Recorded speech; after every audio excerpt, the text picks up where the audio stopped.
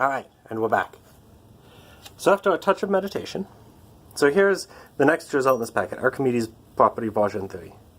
It says that the infimum, or least upper bound, of the set containing 1, 1/2, 1/3, 1/4, the set of all 1 over n where n is a natural number, is 0. And so there are two things that need to happen here. First, we need to show that 0 is a lower bound.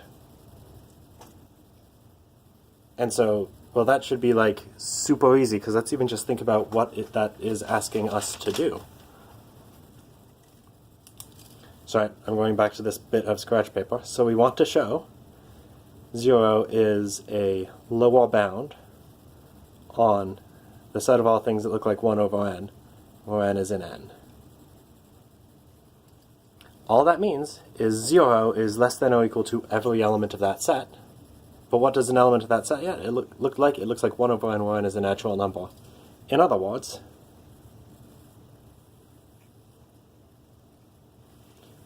we want to show 0 is less than or equal to 1 over n for all n in n.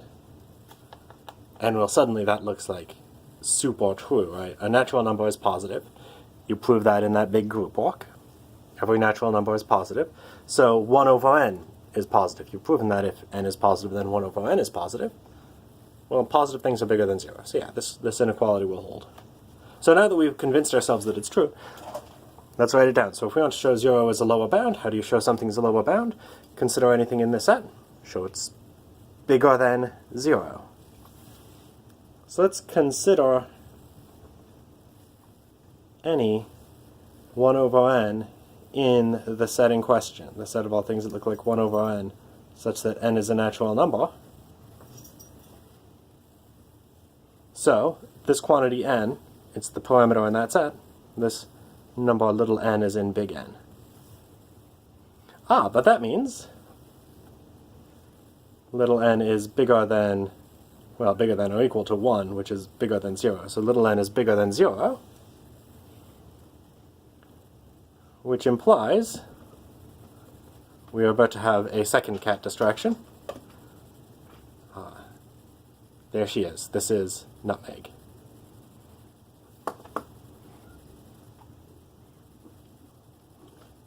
Yes, you're a good cat. Yeah, go up there. She might come back into frame. I apologize, or you're welcome, depending on how you feel. Anyway, little n is bigger than 0, which in turn implies that 1 over n is bigger than 0. So 0 is a lower bound. Groovy. So what does it mean to be a lower bound? Well, there are two things. To be the infimum, the greatest lower bound. Next, we need to show that for every lower bound L is bigger than 0. So I'll proceed by contradiction, and I'll also use theorem 1.6.4, Archimedes property version 1. Cool, so let's proceed by contradiction. So let's assume there exists a lower bound. Oh, cat butt.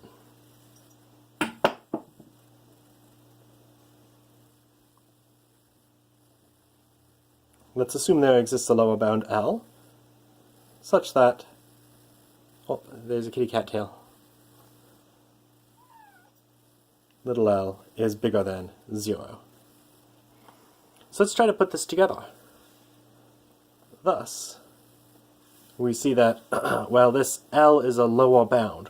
So since L is a lower bound, we have L is less than or equal to 1 over n for all little n in the natural numbers.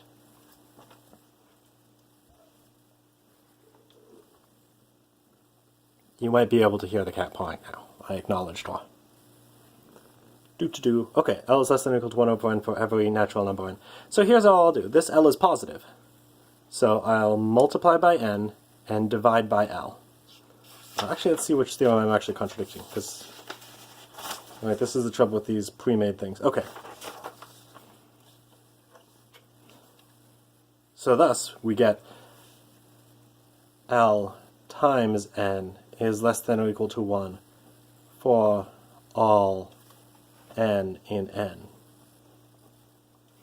But look back at theorem 1.6.4. That was one of the Archimedean properties. You can pause this video and take a look at it right now. What does that result say? So by theorem 1.6.4, for some n in n, L times n is bigger than 1. I can multiply L by a big enough number to make that be bigger than 1. This is a contradiction.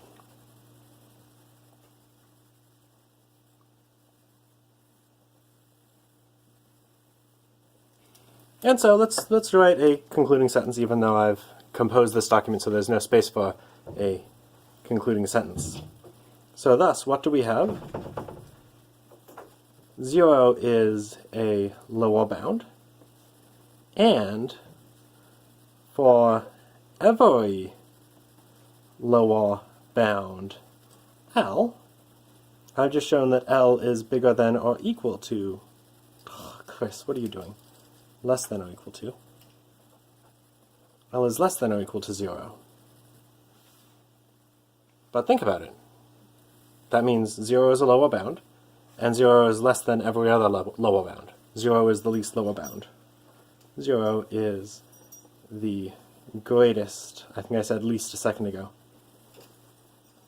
lower bound.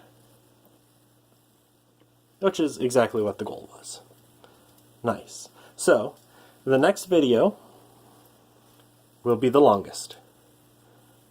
So I'll pause now. We'll make it through the proof of Archimedean property version 4, also known as the density of the rational numbers, which will say that if you give me any real numbers x and y, I can find a rational number between them.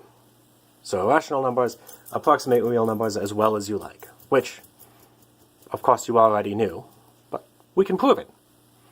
And remarkably, if you're walking over an arbitrary ordered field, this might not happen. There are ordered fields where this fails. Cool. So I'm going to pause. I will be back with you in a moment.